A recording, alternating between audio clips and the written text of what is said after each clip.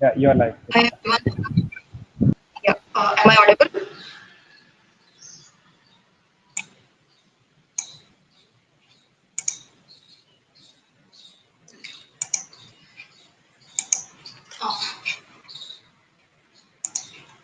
Uh, hi everyone. I'm Sirisha Kotikalapudi and I work as a security program manager in Microsoft. Uh, it's a pleasure to be here and I would like to thank Rahul and the entire CloudSec team for inviting me. Today we'll be looking at the cybersecurity landscape this year. As we all know, over the last few years, the cyber attacks have increased in frequency and sophistication. And last year itself, we witnessed a surge in cyber attacks all across the sectors. Some of the biggest data breaches are in on some of the most reputable companies. For example, Facebook had a hack that exposed over 540 million user records. Then there is Quest Diagnostics, which exposed 12 million patient records, and Capital One, in which 106 million user records were breached. So next, we had 2020 and the COVID-19 pandemic. Due to COVID-19 pandemic, the organizations and individuals have adopted to new practices such as social distancing and remote working. But this has also given cyber criminals an opportunity for exploitation. As we can look at the statistics, there has been a sharp spike in phishing attacks, malware attacks, and ransomware related attacks. So the COVID-19 is being used as a bait by criminals to lure the unsuspecting users. So let's look at the trends in the cybersecurity space that have emerged this year. So one of the biggest trends we have is the digital transformation leading to faster cloud adoption. So there is a standing Sorry, joke that we Sirisha. have that who led the digital transformation? Hello. Sorry to interfere. Actually, you have a huge echo on the audio. Can you hear me? Uh, Now, okay. The echo is still there.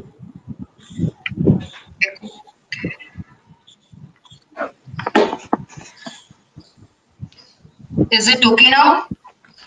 Yeah, it's good.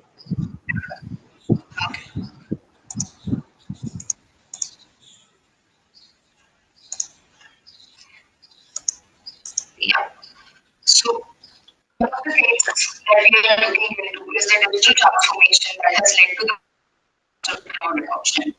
So we have this starting joke that who has led the digital transformation of the company, and COVID-19 has been the biggest one so far.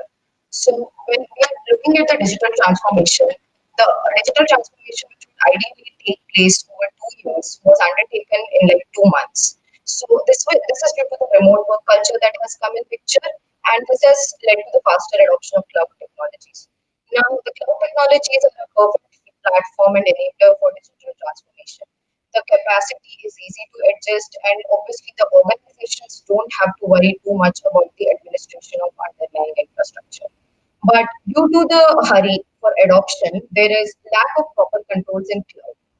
As we can see in the numbers, the public cloud adoption number has drastically increased this year, but so has the number of data breaches. What are the security?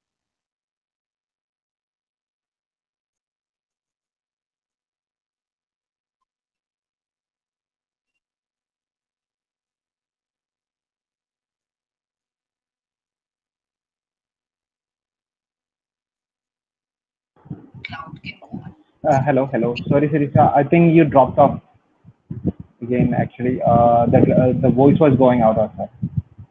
Sai, can you hear me now? One second, one second. More disruptive in nature if they happen in cloud because DDoS attacks, even if they don't lead to complete stopping of service, they can reduce the customer experience. And malware infections in cloud can be more deteriorating as the infrastructure is more connected. Also, there are a lot of compliance violations in cloud, be it data compliance violations or anything or policy violations that the customers have created. So the another trend that we have observed is the increase in phishing, malware, and ransomware attacks. So COVID-19 has offered criminals a perfect way to create more phishing mails and malware campaigns. That will lead to a more number of people being infected and more number of infected computers and phones. As you can see at the data, there is like a sharp increase during this pandemic period in number of malware and phishing sites being visited. And also there is a large number of spike in the coronavirus related phishing mails. So these are a few examples of phishing mails where the attackers have posed as a government entity or somebody that you would already know, or have ministry or any of those entities to fool the users into clicking and downloading certain stuff, certain malicious stuff. So what is the defense strategies that we can use for phishing? So one of the top one is the user awareness, because ultimately it's the end user who is gonna click and open any suspicious link or any external media. So the user should be aware what suspicious links looks like and what that they are not supposed to click it, and the external media that comes in the mails do not have to be downloaded. Backup and recovery strategies are something that are a key thing against ransomware attacks. Then we should also ensure that our software is vulnerability free and the patches are done regularly.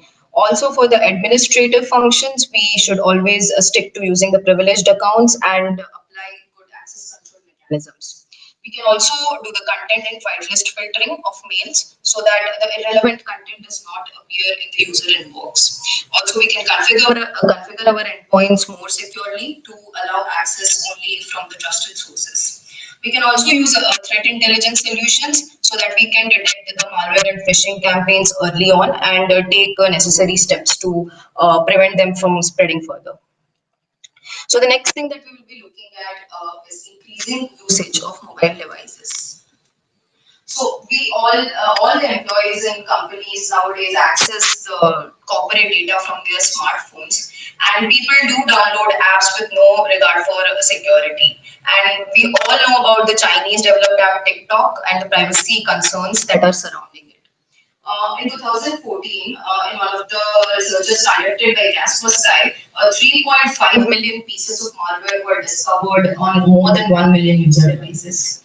And one of the mobile security surveys that Verizon has conducted has discovered that 40% of businesses have experienced a mobile related compromise, and 66% businesses have said that the business impact due to these breaches have been major.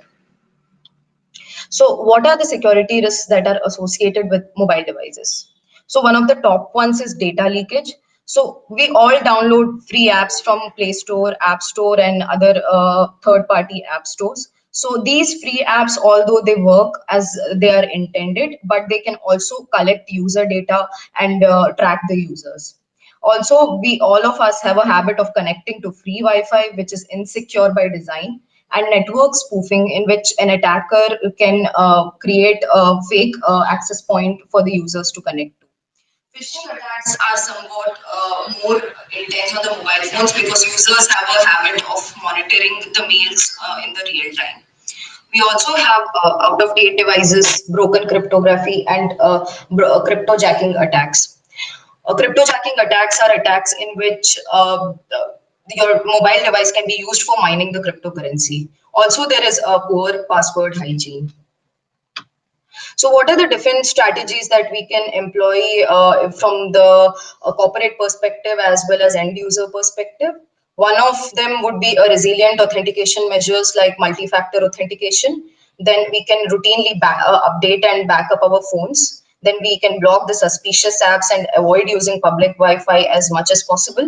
Then monitoring and wiping of devices, which can be done by corporates if there is sensitive data that is being accessed from mobile devices. Another thing that we would be looking at is the continued rise of artificial intelligence. So most of the commercial and business software that we use nowadays contains artificial intelligence and ML in some form. They analyze the data, they take actions, make predictions on the data they have. And AI is a huge enabler for cybersecurity because it can help in identification of new threats and responses so that we can block the attacks beforehand. But on the flip side of it, the same technology can be used by cyber criminals to develop more sophisticated attacks. So what are the security risks that are posed by ML? So all the AI based tools that are there are available publicly and can be used to manipulate for the nefarious purposes. But again, this can be true for all the open source technologies that we have. Many of the powerful ML frameworks are available as a service and can help in development and testing of AI based attacks at a very moderate cost. So bots that are powered by artificial intelligence can be used to find system vulnerabilities faster and exploit them in the real time. AI and ML is also used to create more effective malware and run customized phishing campaigns. I think CloudSec team already gave a demo long back that I had also attended how AI and ML can be used to create a more customized phishing campaign. Uh, yeah. So defensive AI, ML, how like this is the good side of AI and ML.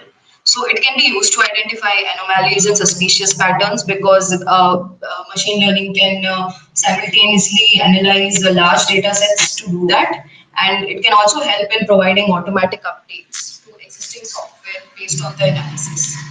Also, the malware detection that is AI based is much better than the traditional malware analysis systems because it will look at the characteristics rather than a specific signature. AI and ML can also be employed to automatically identify sensitive information, then classify information or any kind of unusual network activities as well. So as we can look at the infographics, it will highlight how it can help us in cybersecurity, how machine learning can be used in the cybersecurity. So another trend that we do have is IoT and the rise of IoT. So we do have more and more devices in the networks that are connected, and due to that, we have more risks associated with them. So there has been a sharp rise of IoT devices and connections because again everybody is at home and wants to be more connected to the entire world. So the impact of an IoT botnet attack, like everyone has, if everyone knows Mirai botnet attack, those kind of attacks on consumer versus industrial devices is vastly different. And any attack on a consumer gadget can only be limited to a customer privacy issue, but if the same attack happens on a manufacturing device, it can have a significant production and safety cost associated with it. So, what are the security risks in the IoT? One of the main ones is the insecure deployment of those devices in a way that they are connected to internet and easily accessible from the internet. Then most of the IoT devices, or at least if they are coming from less known manufacturers lack security updates. And after a while, there are no security updates, so you are stuck on the same firmware version, which can have many vulnerabilities. Then there are devices that are shipped with no password or a standard hard-coded default password. And encryption is something that's not built into IoT devices. And IoT devices have many communication streams, and a vast number of them are unencrypted, which can lead to spoofing and further attacks. So, what are if we are using any IoT device, be it in the corporate network or for personal use, we can employ some measures for those devices. One of them would be changing and updating default passwords. And if we have IoT devices sitting in offices, we can maintain a separate corporate network from vendor managed and unmanaged IoT devices. Then we can, in the corporate networks, IoT devices can be blocked from communicating to the internet and outside the organization. And we can remove the unsupported operating system applications and devices from the network because many of these unsupported systems will have vulnerabilities that are exploitable, or we can learn or we can patch them so that they are more secure. So the last one that I have here is the implementation of 5G technology.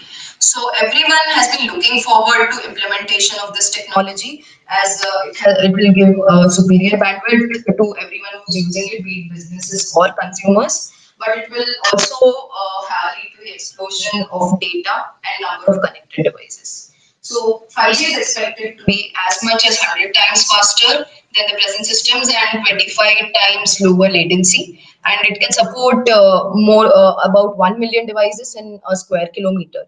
So evolution and development of the 5G technologies is also going to lead to more security threats coming in. So what are the risks that we are looking when it comes to 5G? So 5G is largely an untested systems. So vulnerabilities of telco services and the underlying infrastructure of 5G can be expected. Although some security has been built into 5G, it's still new and it's still relatively untested. So we can expect vulnerabilities and attacks on the infrastructure coming. The communications towers are in closer proximity. This could be due to the short range of 5G technology. And this increases the risk that the triangulation of location of users can be done more precisely. And also due to increased interconnectivity, the service providers can have access to large data sets that are being sent by the user devices. Also, IoT devices are expected to occupy the same network bandwidth, and because IoT devices already have a ton of issues, and how once they are going to deployed in the 5G system, how it's going to interact with the 5G, and what design and unknown problems it's going to reveal, that is something that is yet to be discovered. So yeah, that is all. So thank you everyone. Thanks again to the CloudSec team for giving me this opportunity. Yeah. Any questions? Yeah. Thanks, Sirisha. Actually, we can move all the discussion to our forum, right? Yeah, sure. No problem, Sahil. Okay. Good. Yeah.